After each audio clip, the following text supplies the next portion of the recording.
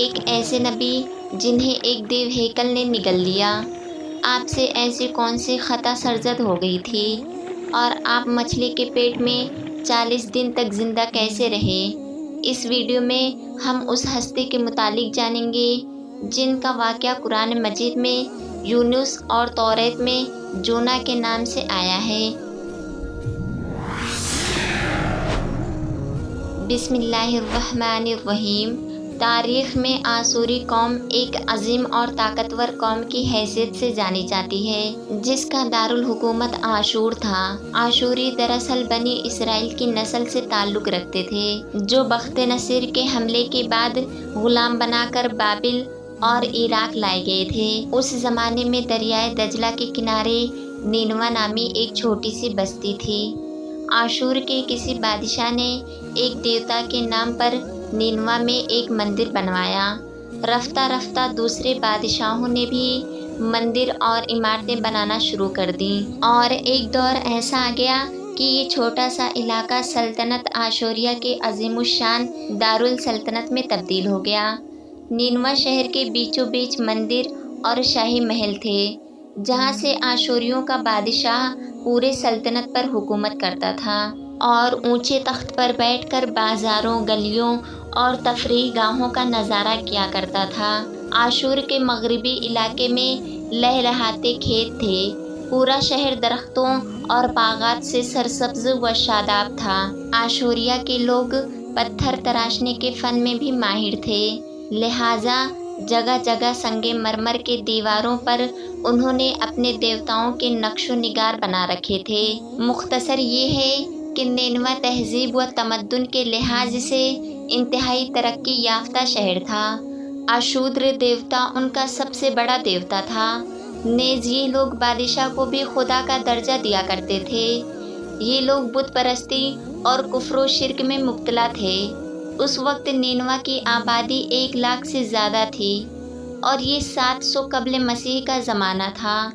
اللہ نے اس زمانے میں اس قوم کی ہدایت کے لیے حضرت یونس علیہ السلام کو بھیجا۔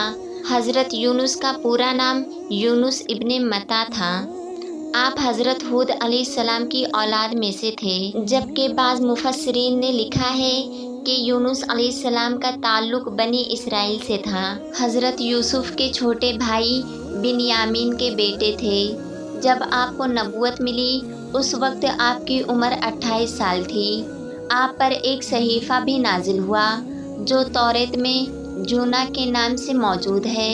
حضرت یونس سب سے پہلے آشوری بادشاہ کے پاس گئے اور اسے پیغام حق سنایا، اسے خدائی کے جھوٹے دعوے سے توبہ کرنے کا حکم دیا اور ایک اللہ کی عبادت کرنے کی طرف بلایا۔ یونس علیہ السلام نے اس سے ان اسرائیلیوں قیدیوں کو آزاد کرنے کا بھی حکم دیا جسے اس نے قید کر رکھا تھا۔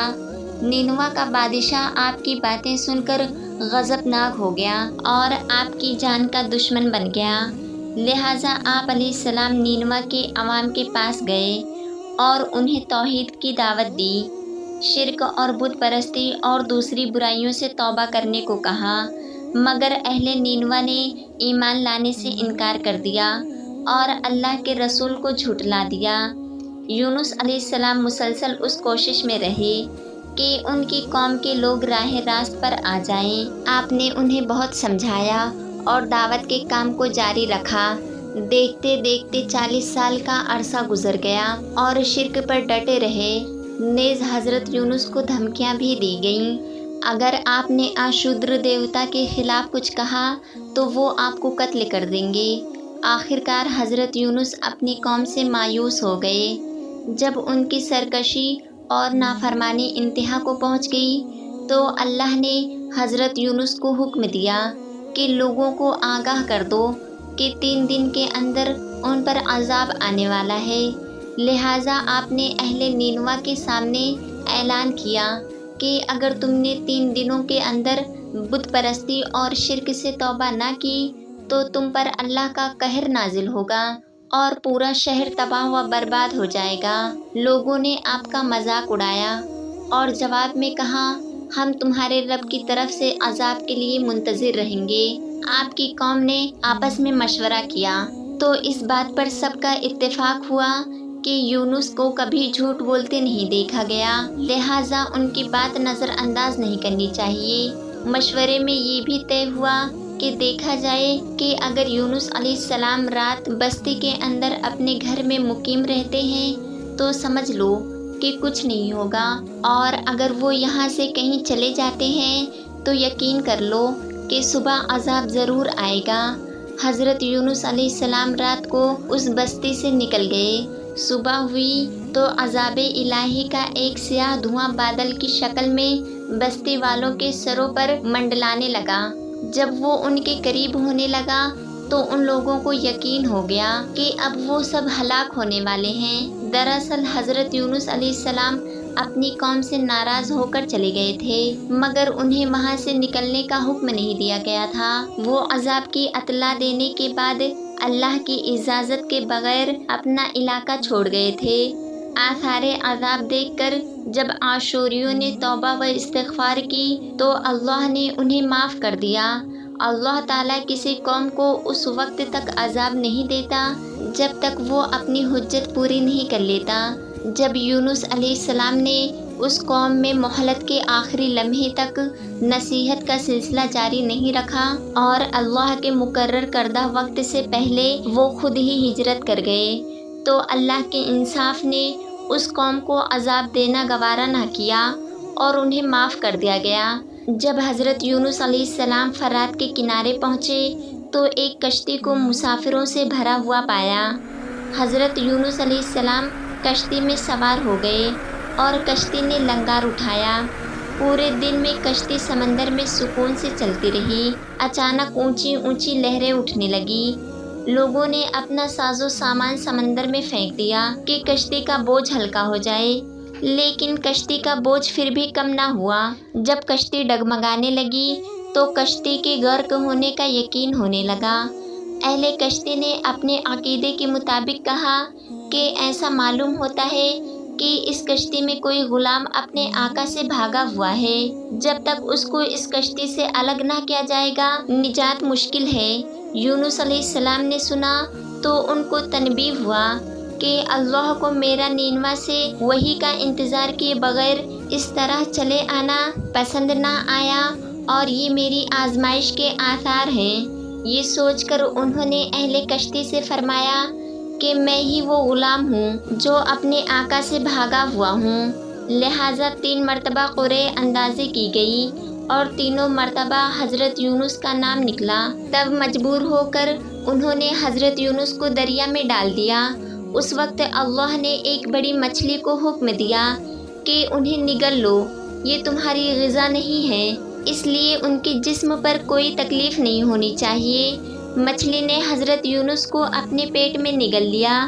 یونس علیہ السلام نے جب مچھلی کے پیٹ میں خود کو زندہ پایا تو بارگاہ الہی میں اپنی ندامت کا اظہار کیا کہ میں وحی الہی کا انتظار کیے بغیر اور اللہ سے اجازت لیے بغیر امت سے ناراض ہو کر نینوا سے نکل آیا۔ حضرت یونس نے مچھلی کے پیٹ میں اللہ کو پکارا۔ ان پر 3 اندھیرے اکٹھے ہو گئے تھے، رات کا اندھیرا، مچھلی کے پیٹ کا اندھیرا اور سمندر کا اندھیرا۔ آپ نے ان اندھیروں میں یہ کلمات کہے، اللہ تیرے سوا کوئی معبود نہیں، تو یکتا ہے، میں تیری پاکی بیان کرتا ہوں، بے شک میں اپنے نفس پر خود ہی ظلم کرنے والا ہوں۔ روایتوں کے مطابق اگر حضرت یونس یہ تسبیح بیان نہ کرتے تو قیامت تک مچھلی کے پیٹ میں رہتے۔ رسول اللہ صلی اللہ علیہ وسلم نے فرمایا کہ جب یونس نے یہ دعا کی تو یہ کلمات عرش کے گرد گھومنے لگے۔ فرشتے کہنے لگے کہ یہ بہت دور دراز جگہ سے آواز آ رہی ہے اور آواز بہت ہی کمزور ہے۔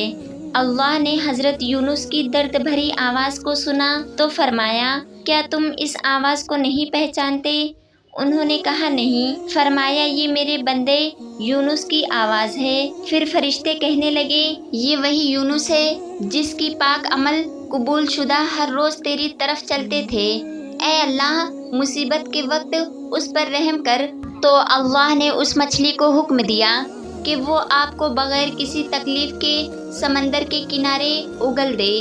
روایتوں کے مطابق یونس علیہ السلام 40 دن اس مچھلی کے پیٹ میں رہے اور اس کے بعد اللہ کے حکم سے اس مچھلی نے آپ کو سمندر کے کنارے اگل دیا۔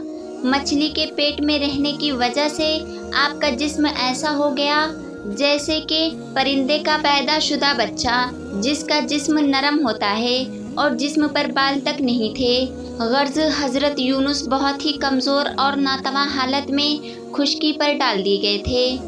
اس کے بعد اللہ نے سمندر کے کنارے پر ایک بیلدار درخت اگایا۔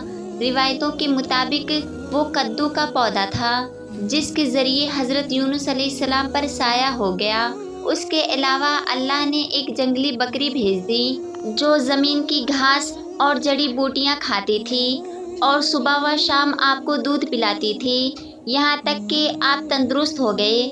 حضرت یونس درخت کے اس سائے میں جھونپڑی بنا کر رہنے لگے۔ یونس علیہ السلام کی قوم انہیں تلاش کرتی ہوئی ایک دن اس ساحل کے کنارے پہنچ گئی اور انہوں نے آپ کو دیکھ لیا۔ انہوں نے آپ کے ہاتھوں اسلام کی نیت کر لی اور اللہ سے توبہ و استغفار کرنے لگے۔ یونس علیہ السلام دوبارہ چلے گئے اور وہاں رہ کر اپنی قوم کی رہنمائی فرمائی۔ حضرت یونس کی زندگی نینوا ہی میں گزری اور وہیں آپ کا انتقال ہو گیا۔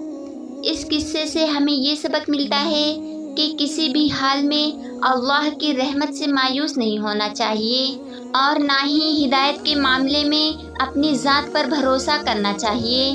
ہدایت تو بس اللہ ہی کی طرف سے ہے، ہمارے ذمے بس پیغام حق پہنچانا ہے۔